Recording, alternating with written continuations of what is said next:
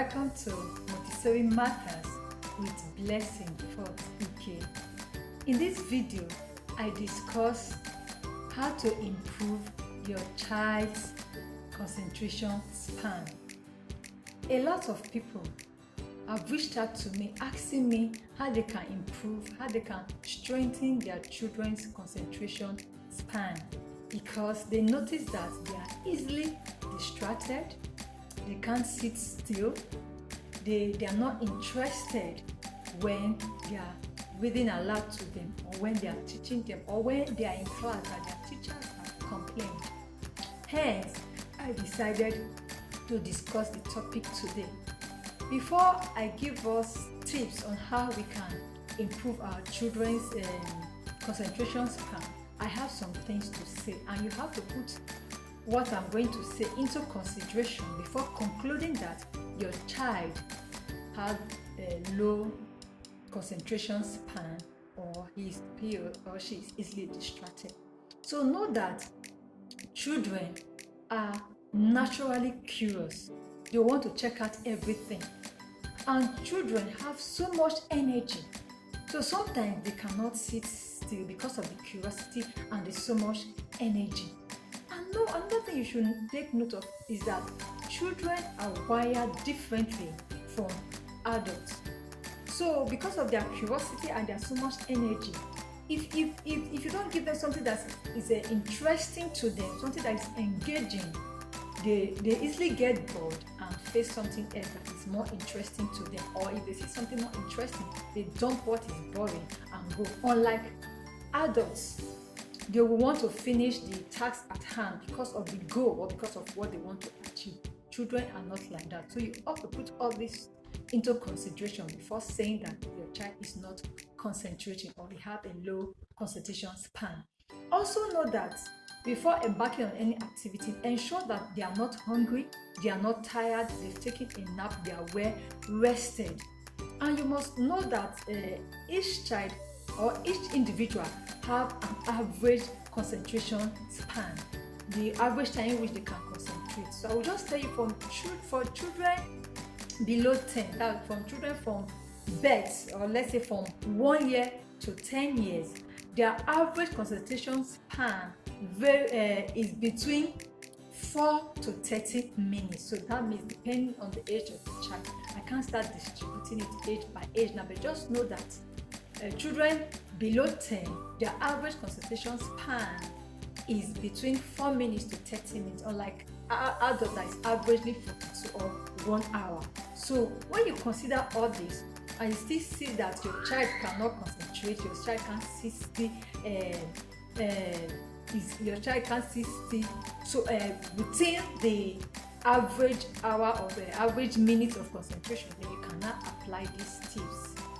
These tips I'm about to say are not Montessori activity per se. Montessori have a lot of materials, a lot of activity to strengthen and improve concentration span. However, I decided to give some other ones that are inexpensive but very effective. The first one I will say is that allow the children to do sand play, allow them to do water play. This strengthens and improves their concentration span. And apart from that, they are learning other skills as they do this. Give them books that has to do with the odd one art, spot the difference, then look and find books. All this can improve and strengthen their concentration span. And apart from that, it can also help them to sharpen their critical thinking skill. So you just have to try that. Another thing that you can do to improve your child concentration is what I call sequencing.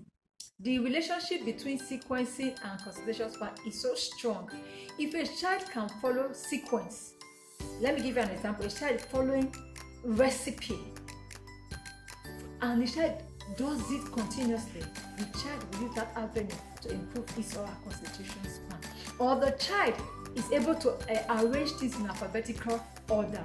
The child, a small child, being able to set table, following the meticulous way of setting table. All this can help them improve their concentration span. Another activity you can do is what I call a sit still. Sit still is that you get an object, it can be a ball, it can be a teddy, anything, and put it in front of you and your child. You tell the child, you know what, we want to do a game, and the game is sit still. So we'll sit still for the next 3 minutes, the next 5 minutes, the next 10 minutes, depending on the age of the child and depending on how the considered span of the child. If the child considered span is 1 or 2 minutes, so you start with 3, 4. So we're going to sit still for the next 3 minutes, the next 5 minutes, and see if we can do it.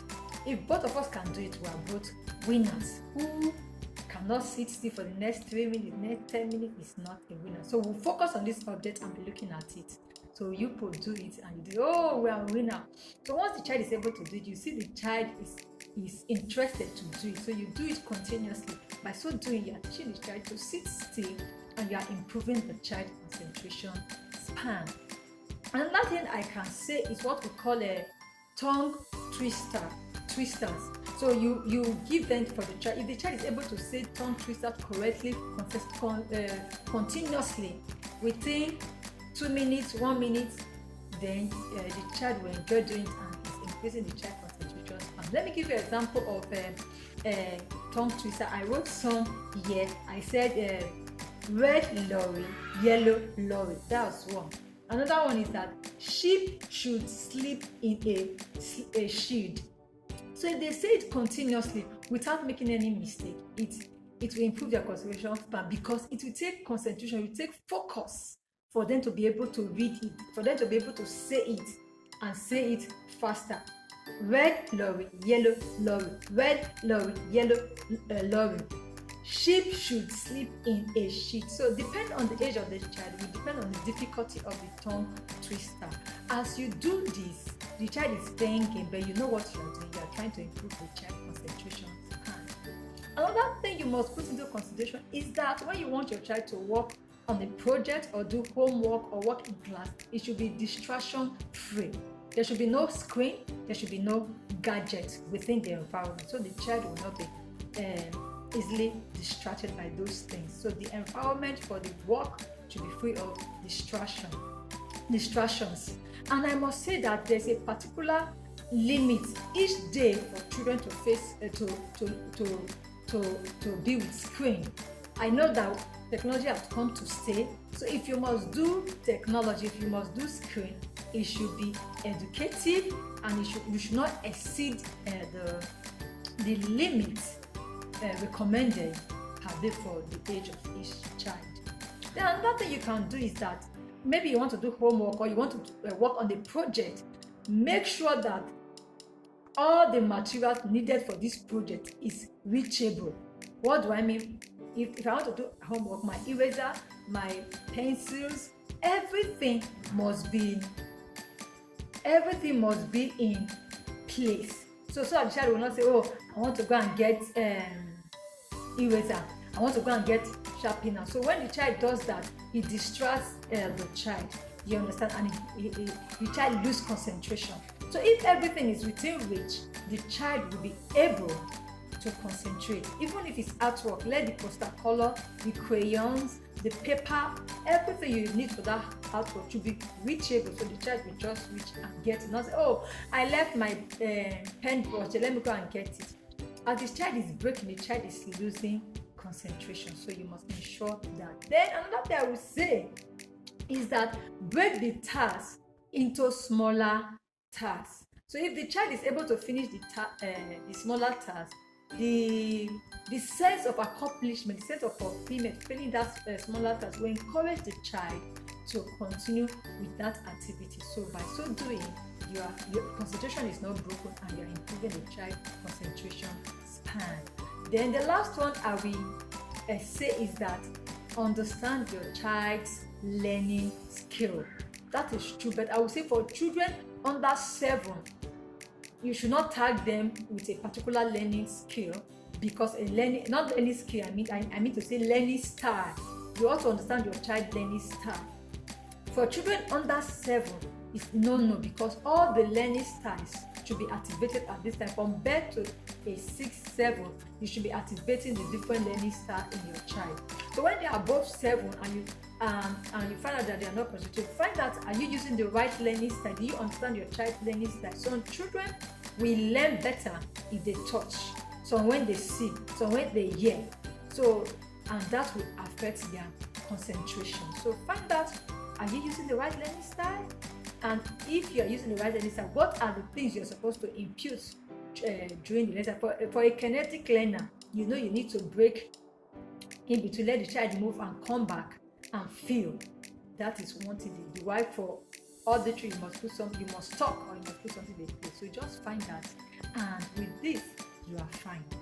So I believe you have gotten some tips, some activities you can do to improve your child's learning style. And maybe you're just maybe your child is even concentrating, you're just being apprehensive. So knowing that they have a specific time limit, it will help you to know that my child is good. My child is good with his concentration. Or he's usually distracted because he's usually hungry before doing his homework. So all this will guide you. Please give this video a thumbs up, subscribe to my channel, and share with your contacts. I will see you in the next video. Bye.